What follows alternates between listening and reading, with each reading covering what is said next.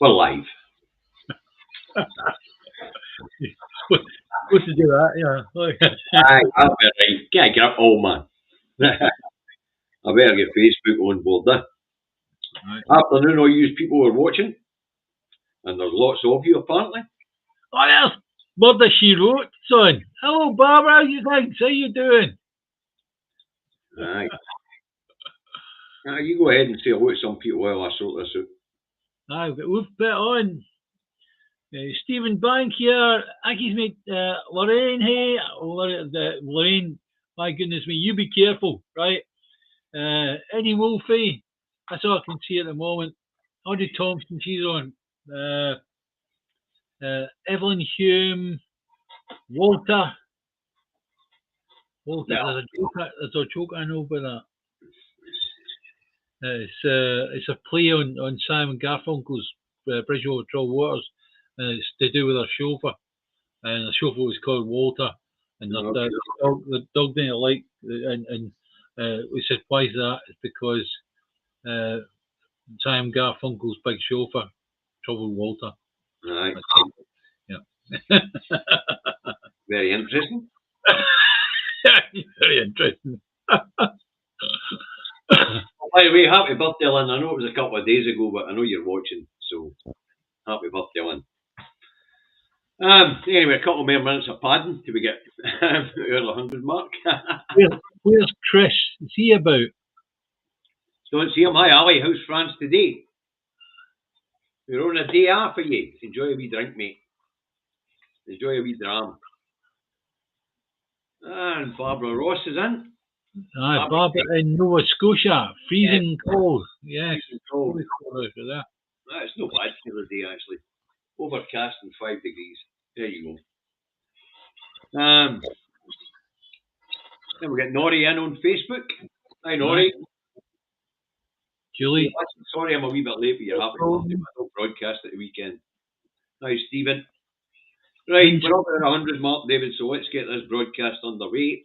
All right, no problem. The Two Davies in the 9th to the 12th, 2024. And by the way, David, apparently our last show will be on the 23rd of December.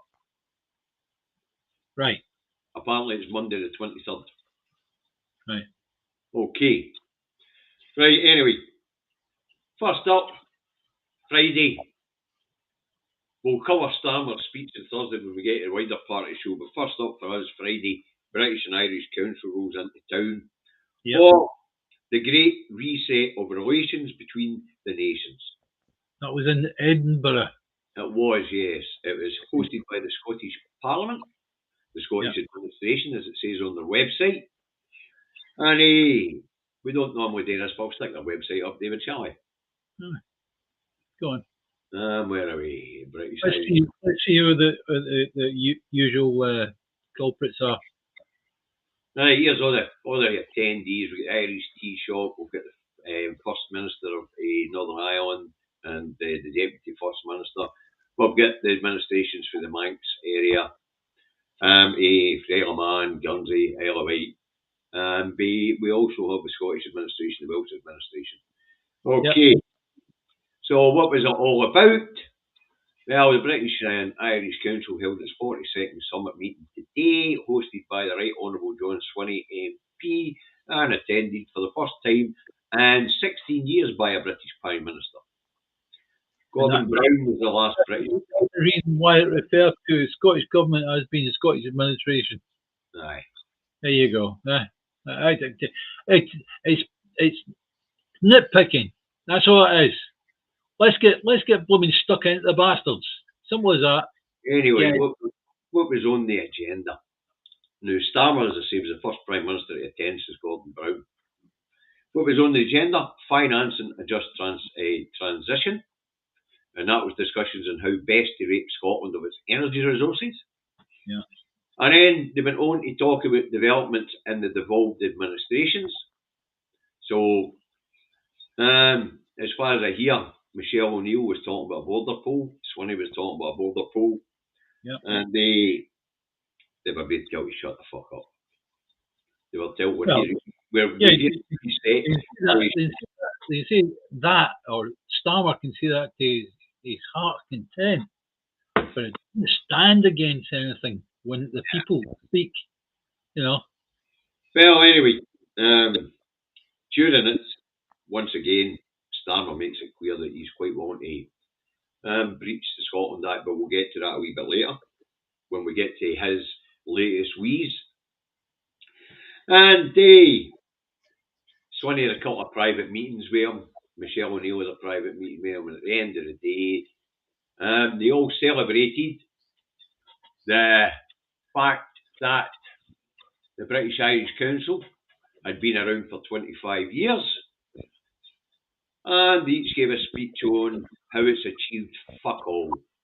But it's in actual fact, when you look at that, why should anybody celebrate that a setup that should have been disbanded years ago? But it can't. It was set up because of the Good Friday Agreement party. What I'm saying is that within 7 years, we should have had the Irish Border Poll, right? Northern Ireland either separates or joins back up with the rest of Ireland, right? And shortly after, I suppose Scotland would have a referendum and go its own way, because people in Ireland would be showing people of Scotland the way. As simple as that. Michelle O'Neill brought up the potential of a border poll in the future. John Swinney would have brought up the same. John Swinney and Starmer had a couple of private meetings, as I say, and I believe Starmer was telling Swinney exactly what the script is. But what's interesting about that is we move on to the next item on the agenda, and that is Swinney sends out circular day after British and Irish Council ends. Now, hang on a second, David. I'll just explain to the viewers. If you look at it, it's an email. On the face of it, it's an email. It's a letter to each member, basically stating what he wants and all the rest of it, right? Okay. But when you look at the contents of that, it effectively is just a circular. It's not a party-led campaign he's looking for. It's a grassroots campaign. What do you think we've had going for the past umpteen bloody decades? Well, here is the email there, Campaign for Independence. Now, it looks as if he's going to launch a new campaign, but when you read into it, Dear David, SNP has long worked to make life better for the people in Scotland because we believe in our country's potential. While we are proud of Scotland, we know that with the powers of a nation state, we could achieve so much more. As a devolved parliament, we often find ourselves having to fix the damaging decisions made by Westminster, decisions on energy, migration, economic policy, and climate action. But what if we didn't have to stop Westminster's decisions? What if we could make our own choices, putting the needs of the people of Scotland first? This is why we need independence. What if? Anyway. You do that to your no breath left in your lungs at all. What if? It's weak. Anyway, this is why, David, I know, this is why we need independence. With independence, Scotland could harness its rich resources, from oil and gas to renewables and food production, to build a stronger, fairer economy. We could invest in our people, create more equal opportunities, and ensure that decisions on energy growth and social justice are made here in Scotland. Right, that paragraph should have started. Why? This is why today I am announcing a party-led campaign for independence. Anyway, that's not what it says. We are launching a... I know, but I'm saying that's what it should have said. Anyway, it then goes on to what could you do to help, right? We need your help to make this vision a reality. We are launching a fresh grassroots campaign for independence. One that's data-driven, people-powered, and tailored to the modern media landscape. We've developed some initial easy-to-share campaign graphics that you can share on social media with friends and family in your community. Here's how you can get involved. Visit www.yes.scot/campaign. to find our latest shareable materials. Now, I believe Yes.Scot was launched a wee while ago. Yeah. Be part of our collective reach. If every SNP member contacts someone they know, we could reach 200,000 people. We could reach more than that. Start conversation with friends. No, what he's talking about is if each SNP member talked to one other person, that would give them almost 200,000 people that we could actually pull in, right? That's what he's talking about. Anyway, there's no urgency in it. It's just a circular. Yeah. What it is to fire up the members and get them active again, because there's an election coming, and he knows that if he doesn't put independence at the forefront here, he's going to lose. But they say we don't know what made him put it out. But what he is trying to do is get the activists activated. If you look at the numbers of the membership, the SNP at the moment are vomiting members simply because they think the SNP has lost its reason for being. It's raison d'etre, right? Which was independence. John 20 has basically said, effectively, he's used the words, now is not the time. He could have said that. Yeah, he could have said that. And it would have been just the same as Theresa May saying, Boris Johnson, whoever, now is not the time. Well, anyway, he sent out a circular. Yeah. Now, is there going to be a fresh push? Well, he wants the grassroots to lead it, so it tells you no. We need a politically led campaign. Yeah. The only thing that would indicate that they were involved was they said that they have launched it. Yeah. And as I say, it's a circular to members. It's to try and get members teed up, get them active, get them ready, get them going. An election campaign coming, David. So John sends out a circular. But on the other hand, it could well be something that was said at the British Irish Council, because it came out the day after it. And we know that John and Starmer had a private meeting, and that then all of a sudden we've got an email out telling us they're launching a fresh campaign, allegedly. But it could also be that John had the polling information that was coming out and all. Because the latest polling data shows the SNP taking the majority at Holyrood again. So, latest polling data shows SNP on course the biggest party at Holyrood. SNP are now back up at 37%. That's where we were in January 2024. Labour have bombed in the polls, and they have dropped to 21% in the polls. The Conservatives, they've dropped back to 14% in the polls. Wasn't that what Labour were yet again? Some place back at the beginning of 2024, yeah? They won SNP on 37, but I think at that time we were up at 29. Were they? Right, okay. Right, Reform UK have dropped 2 points in the last in this latest poll. But remember, these are averages, these are a few polls. And it's coming out at 12%. Now, the SNP could be in trouble when we get to the Greens, but we'll talk about that. So Reform UK, 12%. Lib Dems, 10%. They've dropped a point. The Greens have dropped from 8%, 9% down to 5%.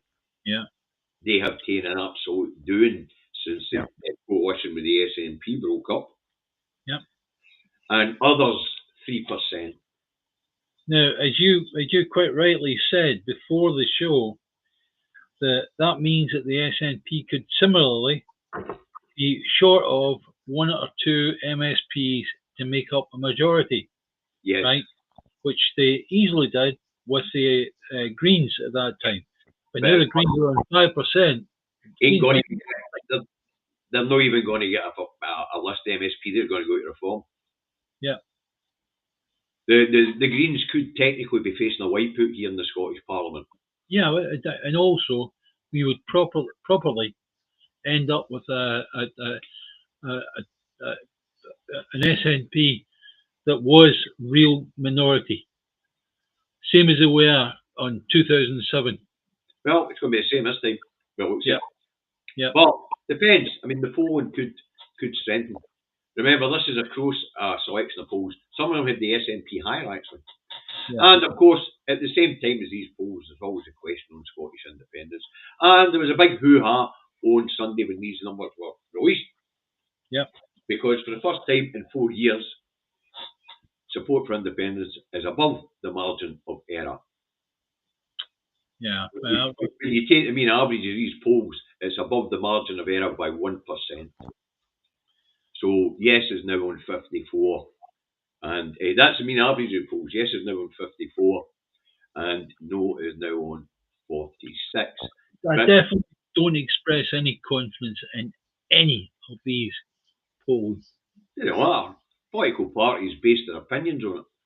Yeah. Julie, it's a bit early for SNP1 and Day2, and as I keep trying to bloody well explain, that only works in certain areas. When we do a breakdown of what happened when we go to the majority, the people of Aberdeen North and Kincardine, they all voted majority SNP, so it broke the system. It meant that when they were doing the de-escalator for each party, because they'd won the constituency SNP, the SNP couldn't be broken. So actually, what won that majority was SNP 1 and 2 in one particular constituency. So when it comes to the vote and splitting the vote, you have to know where you are. So if you're in the borders, or if you're in the northeast of Scotland, then SNP 1 and 2 is how it would work. Yeah. That's the only way to break this system. No, my advice is do not split the vote. Do not under any circumstances. If you're an Alba supporter, you ain't going to get traction in the polls for another 30 years. What was that? Alba's not poll. They're in the other category, and that 3% is split between them all. How many political parties is there in that bloody category? Yeah. You know. So, as I say, when it comes to splitting the vote, folks, you have to look at your constituency. You have to look at your region and then work out what's best for that region, because it doesn't work in them all. And the one place where it did work was because the majority of people all voted for the one political party. Yeah. Hold on, David. Ange has just put out, have I missed the email from SNP chat? If you go onto my timeline, you'll actually see it as the first item there. You can go down, you can actually read what John Swinney has said in that email. Okay. What we'll do is, let's see what plays out for this. Carry on with John. Now, as for the polling, see, that might influence them. What something said in the British and Irish Council might influence them, or it might just have been a scheduled circular. What's also interesting about it was this circular came right after it was announced that the last of the independence papers that was set up in a series by Nicola Sturgeon will be released soon. And that means all the white papers are now out there. So it could be that he's launching a new independence campaign. We'll see. No, John Swinney. John Swinney and an independence campaign does not compute. What was that? David, he might surprise us and be the very person. Nah. Will not surprise me. He's been the SNP leader before, and he's the SNP leader now. Nah. Well, as I say, he might surprise us. Yeah. One thing's for sure, he's not going anywhere at this election. But once again, as I say, the polls are growing in favour of the SNP. So what's happening is the people who are leaving Labour are going back to the SNP are going to Reform UK. Yeah. The people who have left the Lib Dems, they're going to Reform UK. The people who have left the Greens, let's hope they've come to the SNP. But as I say, the polls are strengthening in favour of the SNP as each day of this Westminster administration goes by. Okay, let's move on. Did you see Shona Robson's car crash yesterday in the media? I didn't see it, no. And I must admit, I've been spitting feathers. As I was watching the YouTube clip of it, as you know, I don't watch live TV. Yeah. I was shouting at my bloody computer screen. Now, you got people have the gist of it. Shona Robson was in there to be interviewed by Martin Geisler about the Scottish budget. And they were talking about scrapping the two-child cap. And he said to her, you can't afford it. And Shona says, that's not what the calculations tell us. The calculations tell us we can afford it. And she even explains to him why they can afford it, because of the fiscal drag. Year on year, as long as the base rate or the entry rate is capped and doesn't move, then both the Treasury in London and of course the Treasury in Holyrood, they increase their tax take each year as more and more people get pay rises.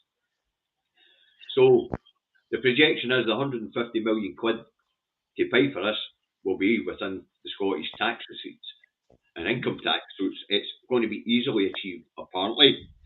But Geisler wasn't having that. He then moved on to, you're only doing this because of the money that Westminster gave you, the extra 3.4 million. Now, this is the bit that annoyed me. At that point in time, she should have said to give us fuck all. That's our money. We pay taxes. I don't think she was sworn, but at the same time, she should have explained that that's absolutely wrong. But she would have described that, then MI5 would fall the programme. David, this seems to be a similar story we get with a lot of SNP MSPs that come onto TV, that when they're challenged about something to do with funding coming to Scotland or wherever, or the English make sure that we are all right, and the Scottish MSP doesn't speak up against it properly, right? By saying, you don't give us anything. Don't give us anything. Basically, we give money down the road, and we get a small proportion of that back. Some of that. End of. Aye, well, as I say, she didn't explain that. Yeah, I know. And guys on the BBC made it look as if Westminster was giving us a gift. Oh, okay. Geisler's got a blooming, he got a bonus that week. Simple as that. That's what Geisler's there for. He's there to knock Scotland as much as he possibly can. Of course he can. Of course he is. That's what he's paid for. Yeah. Right. So, in the same programme, Sarwar was on. And he was quizzed about the problems in Edinburgh as Edinburgh Council leader Cammy Day is suspended from the party and faces a police investigation for sexual harassment. But there should be more to it than that, because this one's really interesting. Because what happened was he misused his position as Edinburgh Council leader to access refugee information, contact Ukrainian refugees, add them on Facebook and on social media, ask them sexually explicit questions, invite them out for drinks, and he also listed these women on dating apps. Now, of course, these women are all being housed by Edinburgh City Council, so they're all talking to each other. Right, okay. This reflects back on the leader of the Scottish branch office, right? It's Sarwar, right? Is it possible? I mean, Starmer doesn't give a toss about Starmer, right? Sarwar, right? Yeah, is it possible that Starmer's thinking of, right, we're going to get rid of the Scottish Parliament, and Starmer is going to make it look bad, and that means we can step in, we can go, all right, okay, it's getting run directly. I can't see what that's going to do with a Labour councillor and sexually harassing. No, but it's one of those things whereby it's a wee bit of lewd behaviour that reflects back on the Scottish the leader for that particular party. Yeah, come on. It's all part of it. Doesn't it? How can Sarwar be responsible for the behaviour of a man in Edinburgh? Yeah, well, it's part of Labour. It doesn't matter. As I say, it does reflect badly in the party. Yeah. Correct. He's at the top of the party. But So what this guy did, let me finish what this guy did, all right? Anyway, these Ukrainian refugees, because they've been housed, they got a grip with their housing officer, told them what was happening, showed them the text messages and social media messages, and they used the whistleblower system in the Edinburgh City Council to bring it up with the ethics board, who had a look at it, did an investigation, so it's been on for a while, and then decided, hold on, there's merit to this is criminal behaviour, and handed it over to Police Scotland. Now, Starmer was being asked about this on the politics show yesterday, and he said it was distressing. But he wasn't talking about for the women. He was talking about for the Labour Party because they're fucking bombing under his leadership. Yeah. You know. And what's the reality wake up for Sarwar here is he led Scottish Labour to a whacking great victory. Turns out people voted for Starmer. Starmer was nowhere in this election. Now that they're faced with either Swinney or Sarwar, it would appear they would prefer Swinney to Sarwar. Like a crushing blow, as to Russell Finlay, the Tory leader. Well, actually, they're facing irrelevance here in Scotland. Yeah. You know. But at this point in time, the way things are here in Scotland, there still could be a grand coalition of unionists along in our parliament, as you know. If there was a grand coalition of unionists, you're talking about 53%. About that, that'd be their vote share, wouldn't it? Yeah. That's worrying. Very worrying. Yeah. Right, anyway, let's move on. Let's move on down that road, shall we? To Starmer's wheeze on Thursday. Now, let me get this one out. Starmer's latest wheeze. From promises, to pledges, to missions, and now to milestones, David. Starmer's greatest hits. Yep. Shall we run the video? Please. Sorry, folks, I'm not going to subject you to the whole fucking thing. I'm just going to give you the bit where he makes us listen to his 6 milestones. All right, and then we'll go through them one by one. So let's have a look. Keir Starmer sets out 6 milestones for government. Oh, it's like promises, pledges, missions, milestones. Here we go. 1.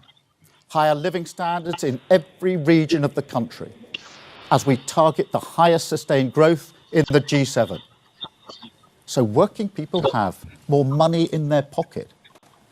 The burden of the cost of living crisis no longer intruding on the joy of their family life. 2. Britain rebuilt with 1.5 million new homes. So the security I enjoyed when I was growing up, the base camp aspiration of home ownership, doesn't move further and further away from working class families like mine. 3. Safer streets. More police on the beat, stamping out antisocial behaviour in every community. Because nobody should feel insecure in the streets that they call home. 4. The best start in life for every child, with a record proportion of 5-year-olds starting school ready to learn. Because it's a scandal, an affront to the British value of equal respect, if we do not give every child, whatever their background, a fair chance to succeed. 5. Clean power by 2030. Homegrown Britain, making our country more secure. So never again can a tyrant like Putin attack the living standards of working people. And 6, waiting lists in our NHS cut. The 18-week target from referral to treatment finally met. A symbol of the NHS back on its feet, facing the future, dignity and care restored to millions. Wow. Yeah, wow. Can we do it backwards, or are we going to do it forwards? Because I'd like to do the I'll do it one at a time going forwards. We'll go forwards, shall we? Right.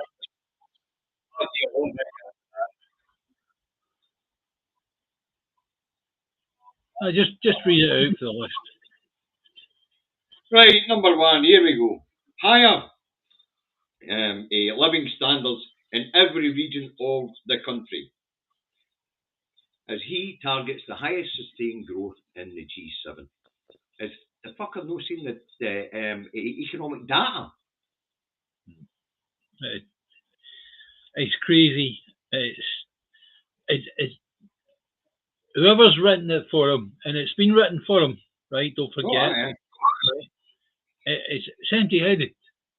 It doesn't follow any form of logic. If you imagine you get that logic from actual figures. The way it's that out, it shows us we're flatlined. Yeah, that's right.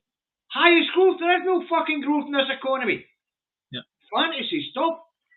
Yeah. It's not fantasy stuff, it's open lies. Open lies. Yeah. Britain rebuilt with 1.5 million new homes, so people from working class families like his can have the aspiration of owning a home. So it would appear these 1.5 million. Wait a minute, David. If it's working class families like his, it would appear they're only building 1.5 million homes for the fucking stinking rich. Because let's face it, he doesn't come from a working class family. His mom might have been a nurse. His dad was a factory fucking owner. The boss. He went to a private school. Yeah. No. No reality in that one either, because councils and the builders have told we can't do it. Apart from that, 1.5 million homes ain't going to happen. No, it's simple reason is because NIMBYism, not in my backyard, because I don't want my house devalued. That's right. Right, number 3, safer streets. So Mayor Bobbies and stamp down on antisocial behaviour. Well, antisocial behaviour was somebody having a rowdy party at the barbecue or something like that. That's what that was, right? Antisocial behaviour was just absolute bloody nonsense. Actually, it's him bumming up their super ASBOs and telling people they could be restricted to their own areas. Yeah. Or banned for their own areas. Yeah. What this is about is letting the people of England know we're going to stamp down on you. And public protest is part of it. The rights are being stripped away. So number 4, stamp on any resistance. Let's face it, economic Armageddon's coming. Yeah. You need to be able to control your population in order to stay in charge. Yeah. Right. The one way you stay in touch with in charge of the population is you scare them to fucking hell. Someone, So you put the Stasi on the fucking streets. Yeah. Right, that's number 4 cracked me right up. The best start in life for every child. I was like, what? The 2-child cap? Fucking Sir Keir Starmer, the kid Starmer. Best start for every... And anyway, what it talks about is early learning. The poorest people can't afford to put their kids into early learning, so they don't go. That's right. But the other thing about it is, they're not going to be ready for start. Every kid's not going to be ready for start primary school. Because if you've got food in your belly, you can't fucking learn. Yeah, well, if you consider that the people that are the poorest are the people actually on benefits, right? And if they're on benefits, they ain't working, so therefore there's no need to put their kids into any form of childcare because, well, they're there, right? David. Is that right? The next stage up is people that have got maybe 0-hour contracts, may have 8 hours out of Greg's, may have the whole category of people out there, David, and they're the biggest category in the UK. Yeah. And that's those on working tax credits, working people who are poor. That's right. Yeah. No. Which is ridiculous. That should not be the case. Anybody that's working, anybody that's got a job should be poor in any way, shape or form. Anyway, here's the guy. I'm talking about the definition of poverty. Right, here's the guy who deliberately threw 250,000 children into poverty this year, but keeping the 2-child cap, talking about giving every child the best start in life, was fucking comical. When I watched that the first time, I was rolling, well, you heard me there, I was rolling about laughing. Yeah. unfortunately, I don't laugh at things because I see people that are involved in that as being the most evil people on the fucking planet. Oh, you think you're an evil bastard. As for give every child a fresh start. This is the guy who's complicit in killing over 15,000 fucking kids in Gaza. Yeah.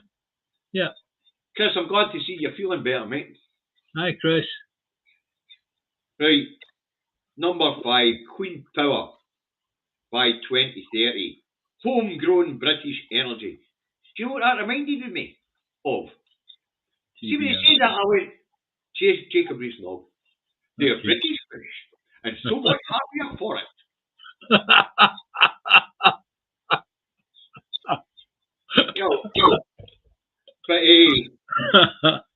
what really came to my mind was what he means is rape Scotland for all its resources. Yeah. That's what came to my mind. British energy. And so Putin. How much gas did the UK get for Putin? 2%. So actually, all this energy hikes and all that, it's just profiteering. It wasn't doing to Putin. Imagine the people that buy the energy for the UK and like the French interconnector and all the rest of it, right? They try to keep their purchasing from several different sources. That, if you like, is energy security, right? Aye. Now, if we end up in a situation where one of the energy sources, the Russian one, which was only 2%, right, suddenly goes the other way, then all they do is they up one of the other suppliers of gas. That's what I mean when I say these energy prices is just fucking profiteering.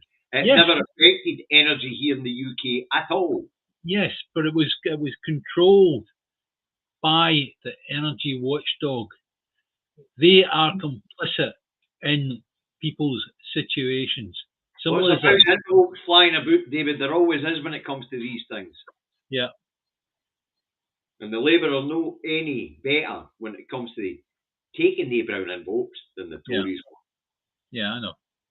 And number 6, NHS rebuild. Bloody, bloody, blah. Never heard so much shite in all your life. So there you go, folks. That's 1.5 minutes of Starmer's greatest hits. Promises, pledges, missions, milestones. Now, when do we get to measure these? When do we get to measure on these milestones, David? When do we get to measure? Aye, when do we get to hold them account? Because these milestones are what we've to measure his progress on. When do we get? The only time you get is either a by-election or for a particular area, right, or the main general election. So we have to give them our approval or disapproval in 4 years' time. Well, also we're talking about the Scottish election as well. The Scottish election is going to be a case of... He doesn't give a fuck about the Scottish election, doesn't give a fuck about the Welsh election, doesn't give a fuck about elections. Yeah, but he gives a fuck about one election, and that's the one that put him in power. Yeah, well, don't forget, it's like we figure that Starmer is doing what he's doing because he knows he's not going to last a full term anyway. Well, I don't know whether he'll last a full term or no, but that's him late do. His latest wheeze, it's went for promises. Oh, fuck. When it promises to pledges. Are you frozen? No. Promises to pledges, to missions, new to milestones. This guy's fucking clueless. Yeah, I know. He's not clueless. I think he knows he's not going to last a full term. He's copying and pasting the Conservative scrapbook purely and simply to keep things going. So at the end of the day, he's able to amass enough money for himself. Simple as that. Well, as I said, I think Starmer's all about himself. One thing it did remind me of, Boris Johnson making boasts. Aye, yeah. Yes. That's what it reminded me of. Right, I think we've covered him in this fucking, what is it, new milestones. There are going to be milestones around his neck, actually. Well, I don't even think they're going to be that. Because at the end of the day, it's like whenever there's a vote of no conference for Starmer, which I think there will eventually be, then Starmer's not going to stand away. You know, he's a great manipulative bastard guy. It would appear you're right. He's a bit like Boris Johnson. Yeah. Without the charisma. Yeah. Or fucking messed up hair. Tell you what though, since he's the Lord Ali makeover, he looks more like a ventriloquist fucking dummy.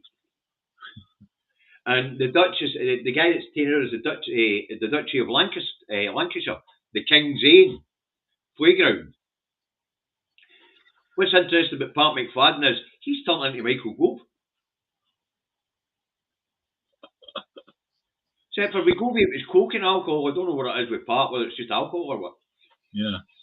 Thanks very much, John. Thanks, mate. How's Edith? I hope she's fine. Get it up. Come on, get it up. You're supposed to get things like that up, David. I'll get it up now. Sorry. Yeah, click on it. Get Johnny in the. Oh my God! What? Starmer the Lamb, fucking. Fucking ballbag. That's wonderful. Right. But as I say, thanks, John. You're a superstar. Right, right. Let's move on. During that speech and all, when it comes to questions and with the press and after that, Starmer confirms to Scots that he has no intention of sticking to the 1998 Scotland Act by confirming that he will legislate and intervene in devolved matters. So the Scottish government and the UK government are going to spend an awful lot of time tied up in the courts as he tries to legislate in what's devolved areas. Basically, he's breaking another treaty, as well as treating the Treaty of Union with contempt. He's treating the 1998 Scotland Act with contempt, which is what the Tories were doing anyway. But at that time, when somebody does that kind of damage, forget going to court. Seriously. Yeah, you're going to court to discuss whether somebody's doing something that they're so obviously doing. Thank you very much. Well, that's what I told David. You go to court to decide whether they can or cannot do it. Yeah, but the thing is, though, whoa, hang on. Just take you back a few words, right? If they are doing something that is against our devolved agreement, right, then to go to court to discuss whether it's in the devolved agreement, right, then that to me is time wasting. At that point, we also already know it doesn't work. Yeah, at that moment, we should have the balls. Anyway, listen, guys, we're independent. We don't need this. Anyway, as part of that, right, we have the Governor General, Ian Murray, who has already told us that he intends to spend in devolved areas. Yeah. We find out that he's taking 17% of the Scottish Government's capital budget to spend on behalf of the UK Government in Scotland. So they're taking devolved money, handing it to the Scotland office, then they're going to do projects with Union Jacks, part of the lawyer, saying this was the UK Government, when actually the money should have went to the Scottish Government. Right. So therefore, what should the Scottish campaign be then? First off, grassroots, right? Anytime we see Union Jacks, right, have a nice black marker behind you in your back pocket, scribble it out, something like that, no matter where you see it, right? And if the Scotland office do a project and put Union Jacks all over it, well, Union Jack should be taken down from it. The insult, the injury, David, is the fact that they're depriving the Scottish Government of 17% of the reign capital budget and diverting it to the Scotland office. Agreed. That 17% could have then been put to where the Scottish Government say it goes. Right? To be spent on Scottish Government priorities, but now it's being spent on the Union's priorities within Scotland. If, however, now I'll tell you straight, right? If, however, that 17% was taken and actually put into anti-poverty situation, right? Who could argue with that? But it won't be. It'll be used to actually make the Union look good in the eyes of the people of Scotland. Something like that. Well, as I say, what they're doing is they're smoking mirrors. They're using money that should have went to Scottish Government to do their priorities in Scotland. Yeah, okay. Instead of it being spent on the Scottish Government's priorities in Scotland. Yes. So it's a bit of a insult to injury situation. What's that? Yeah. But hey, right, let's move on to the big story of the weekend. And that is the fall of the Assad regime in Syria. Oh, yeah. Yep. I saw lovely images from centre of Manchester. People from Syria that had been given right to remain or whatever, right? They were partying in the streets of Manchester, and they were being interviewed by the news reporters at the time, and they were saying, this is wonderful, and we want to get home to start rebuilding our country, right? Uh-huh. And if you remember, a large degree of the people, the refugees that came across in small boats across to Greece, and we even had a horrific image of a child washed up face down, wee toddler washed up face down in Greece, and these are from Syria. These are people from Syria, right? So that's where your refugees came from, right? But we've got the situation whereby the refugees that have ended up in Britain that are Syrian could end up going home of their own volition, of their own wish. They better not go quickly, David, because you know what happens now. Yeah, I There'll know. There'll be a year of these factions that have brought down Assad fighting with each other until the West steps in and appoints a puppet. Yeah, what happens is you end up with a power vacuum. Assad was preventing a power vacuum from taking place, right? But with this was the area where we perhaps differed on, but I've always had the great belief after Madam Clinton from America explained what Al Qaeda was. Al Qaeda comes from CIA. The CIA, it's Qaeda, right? It's the CIA database, number A or whatever, right? Al Qaeda. So therefore, how do you end up with a huge army of rebels? You arm them. You arm them. You got your £10 Christmas bonus today and you're giving it to us. That's jolly generous of you. Thank you, sir. You arm them. You train them. You give them money. Simple as that. Nobody's disputing any of that pish. We know how this came about. But the thing is, the reason why the Americans want this done, if you look at it, might be the Americans and the Brits, but we're talking about the Americans, right? The Americans did not want the Chinese pipeline, gas and oil pipelines ending up at the Mediterranean, right? At Syria, right? They don't want the Russians, who are Assad's friends, being in Syria, right? So at the end of the day, it's easy enough putting together a big rebel. I mean, Al Qaeda was gone. If you remember, Al Qaeda was disappeared to the hills, and all of a sudden you've got this huge Al Qaeda resurgence. That's down to the Americans. Simple as that. And the Americans, on the couple of days after the 7th of October, the Hamas went in and seemingly attacked part of Israel, right? One of the kibbutz, right? The Americans were actually the big aircraft carriers, if you like, that came into the Mediterranean. What they were doing was they were missiling Syria. David, you're off down the rabbit hole. No, but this is fact. This is fact. The Americans were a missile attack on Syria at the same time as Hamas were attacking a kibbutz in Israel. That is a massive contribution. Thank you, Barbara. Thank you very much. Thank you, Barbara. Anyway, we know what's been going on. And it's like, can I say, in honour of you, my dear, what I'll do is after the show I'll put on Murder She Wrote just so I can look at your face again, typing that, right? Thanks, John.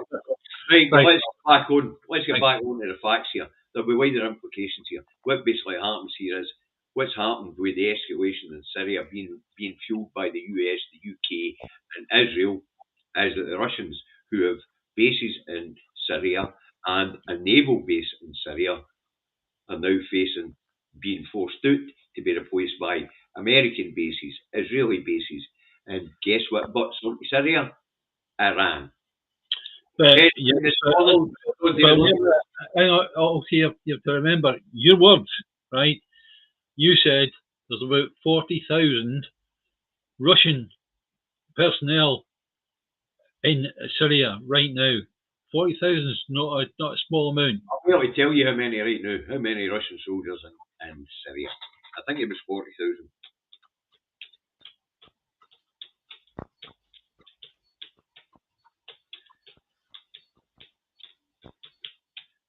Will not go easily, I can assure you. I don't know about that. Apparently they're already withdrawn. Are they? Aye. So if they're not going easy, they'll give me a number here actually.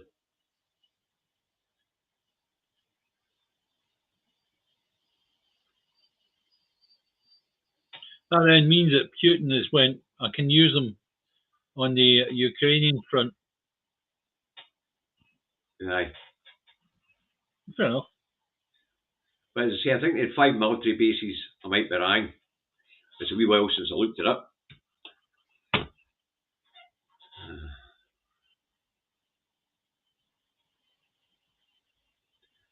We also looked at it and one major naval base.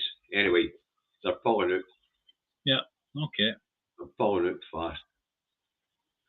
That isolates Iran. What do they usually do in a situation like that, David? They leave a skeleton crew to destroy everything? Oh no, they just destroy their facilities away out. Yeah. Okay. All the information that's been left behind that you can't carry. Yeah. And if you can, bring down the buildings so they can't be used by a new force. Right. You know. Dean, you thought I was a war expert. Let me say, I'm not a fucking war expert. I'm just making observations. The observation I'm making is that Russia's had to pull out of Syria. So there's been a slap in the face delivered by Israel and the US and the UK, which is going to intensify the situation that we already face. And as Joe Glenton of a Double Dime News tells us, that the UK were flying flights into Syria for the last couple of weeks for Aktiri, and war is coming. War is coming. It's just a matter of whether it's going to be conventional or whether it's going to be mutual wipeout. Yeah.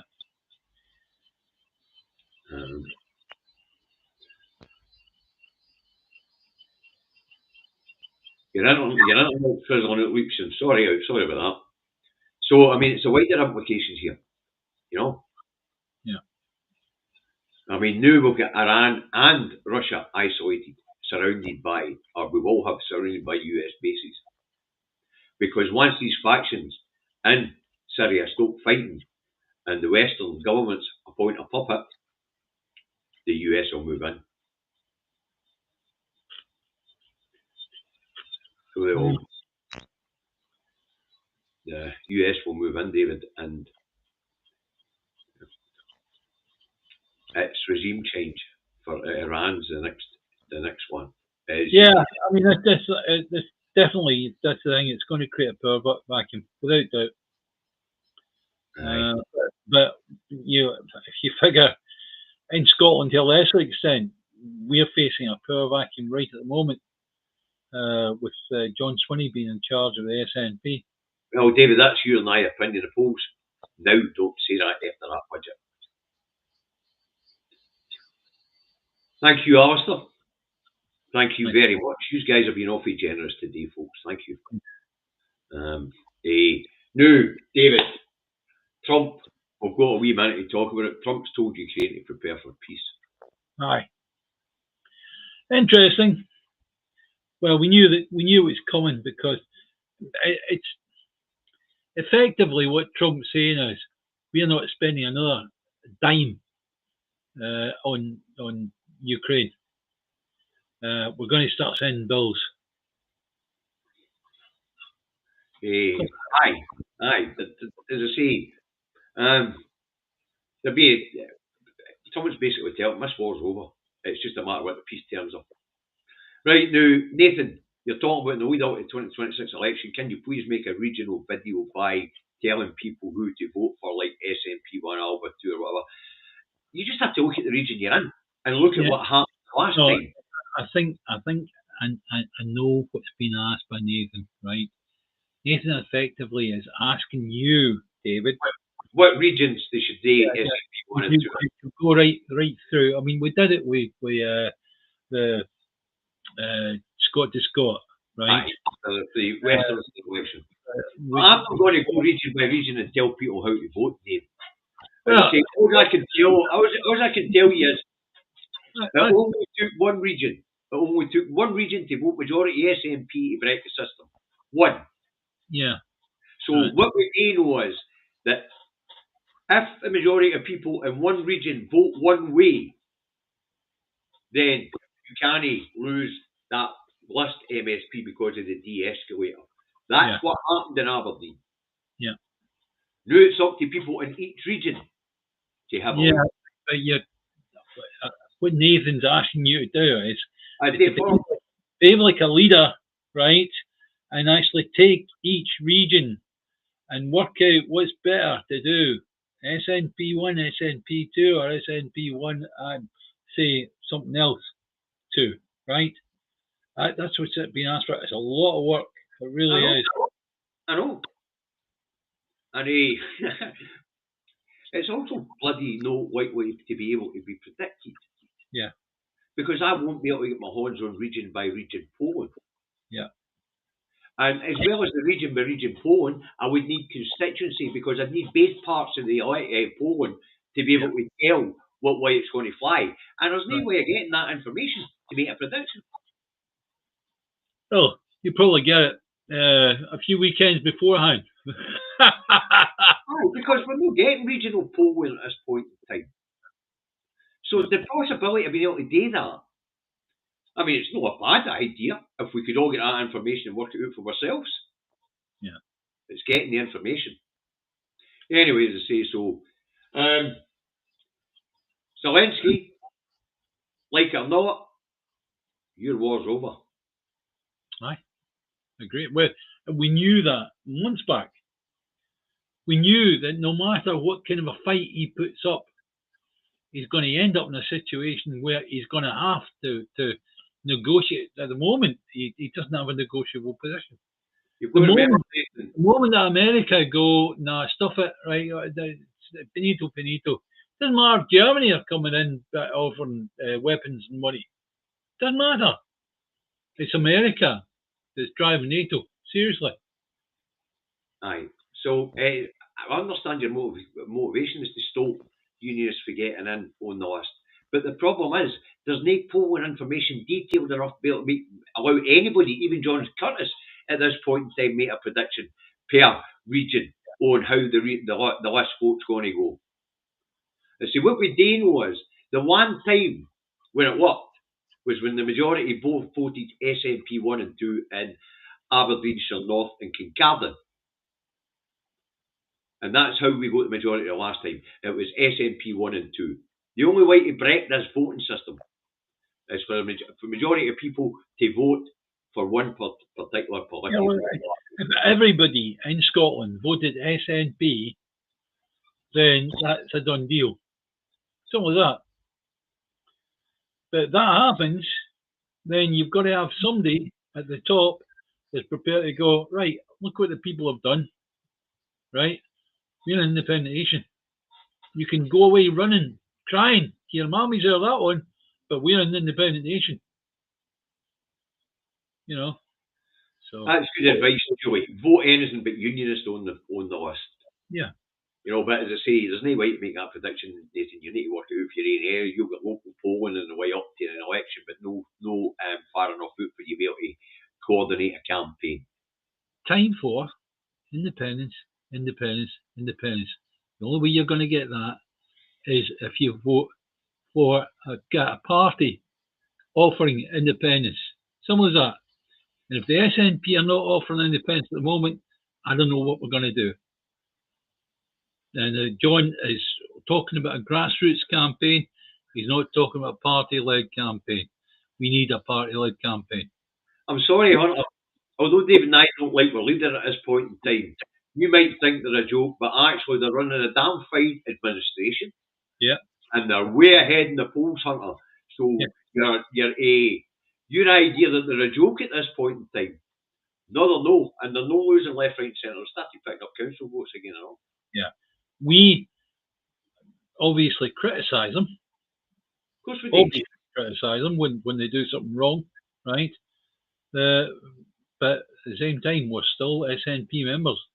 And we do recognise that although we are not that keen on John as a leader, we do know that there's still a fine, well-run administration along that road, which is still working on behalf of the people, because they've announced the reinstatement of a winter fuel and the end of the two-child cap. And that's because they're clever enough to work out where the money is in the budget. Yeah. Where it's coming from. Yeah. These unionist prats along in that parliament haven't even offered up an alternative budget in 17 fucking years. 17 years, not an alternative budget. You couldn't make it up. Anyway, we're running over. Well, David, and I've got work to go to. So, Hunter, you're misinformed there. This is a damn fine administration. Hunter, at the end of the day, just have another look at how you feel about the SNP. Really, really do look at it from the point of view of, are they running the country properly? Yes, they're doing a damn fine job.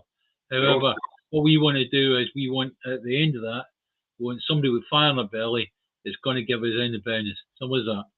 Right, as I say, but you say they're a joke. No, they're running a good administration. Their social policies show that they're a left-of-centre party. Yeah.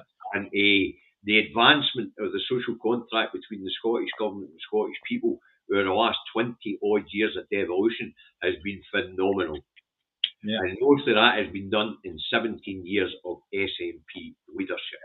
Yeah.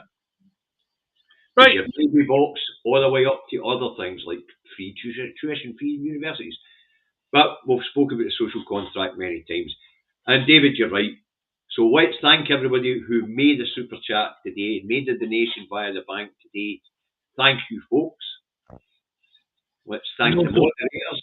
And also thank you for watching. Right, that's another thing as well, because without you lot watching, it makes it pretty pointless. Our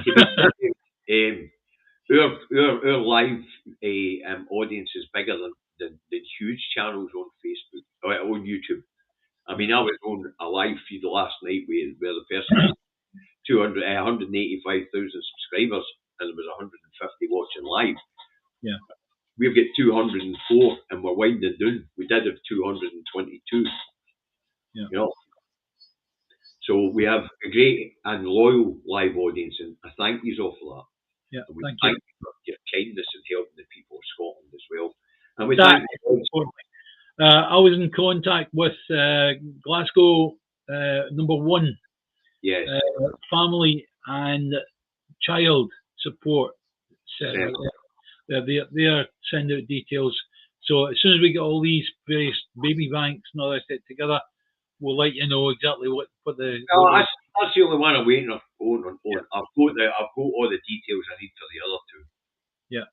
Yeah. Right. And once it gets out, we will tell you where it's went. And remember, folks, these 3 baby banks, every penny that's being raised right now during the month of December, which goes from the 1st of November to 21st of December, that money, when it comes in, will also go to these 3 baby banks. Yes, that's right. Okay, thanks very much, Graham. Thank you, Graham.